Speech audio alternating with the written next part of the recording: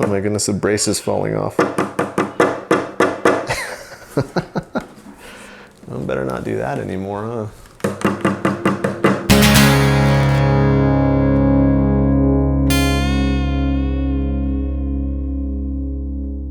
So over 20 years ago, my brother was living in New York, and he went into a shop and saw this little guitar right here for 30 bucks. And little did I know the journey that this guitar would be sending me down. So today I just wanted to share 5 things that I've learned over the past 20 years that have been really valuable for me in my journey, in hopes that it will be valuable to somebody else who's just starting out in theirs. These are things that I wish I would have known when I was a 13-year-old kid who's playing the guitar for the first time. First, do it because you love it. So I look at it like this. There really are 2 paths you can go about this.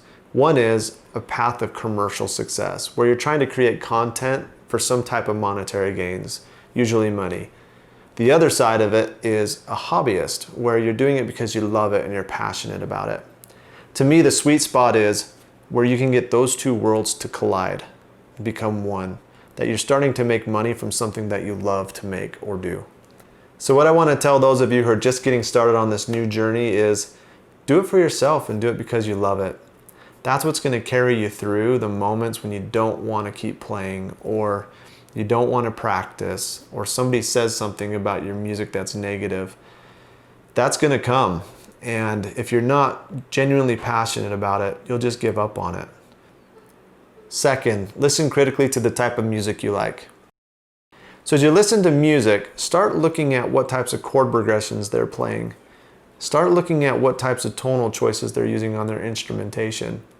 These are all factors of the type of genre that these guys are playing in. Now, as you start listening and you start applying these stylistic choices to your own music, it'll get you closer to the type of genre you want to play in. Third, take lessons on a secondary instrument. When I started writing music, my main focus was vocals, lyrics, and melody. And the guitar was always the secondary instrument to help support those. And what happened was I got really good at playing chord progressions and playing hooks here and there, but I never really learned how to drive the guitar. And I believe that comes with more of the theory side, with learning your scales and learning your patterns of scales. And I never really learned that, and it's one of the things I regret most, because there's times that I wish that I could play a solo ad-libbed on stage or something. So as you're learning, focus on your primary instrument, but also try and learn as much as you can about your secondary instrument, because there's going to be times when it's going to be really beneficial to have that knowledge. Fourth, be grounded in your faith. I had a really great professor named Kerry Banks, who was the director of the program of the school I went to. And one day he said something that stuck with me through these years, and that was, I don't believe you can be in the music industry unless you are 100% grounded in your faith. And I don't necessarily believe that he meant you can't be in the music industry unless you have some type of values. What I think he meant was you need some kind of moral value to stand on to help steer you through times that may otherwise steer you in a direction you don't want to go. The music industry is full of voices. People will tell you what you need to do. People think they have a better idea than you of what you are and what you should be. But if you have a set of values and a set of morals that you live by, it's going to help steer you to the direction that you want to go. Last week I created a video that talks more about branding and how important morals and values are to your personal brand.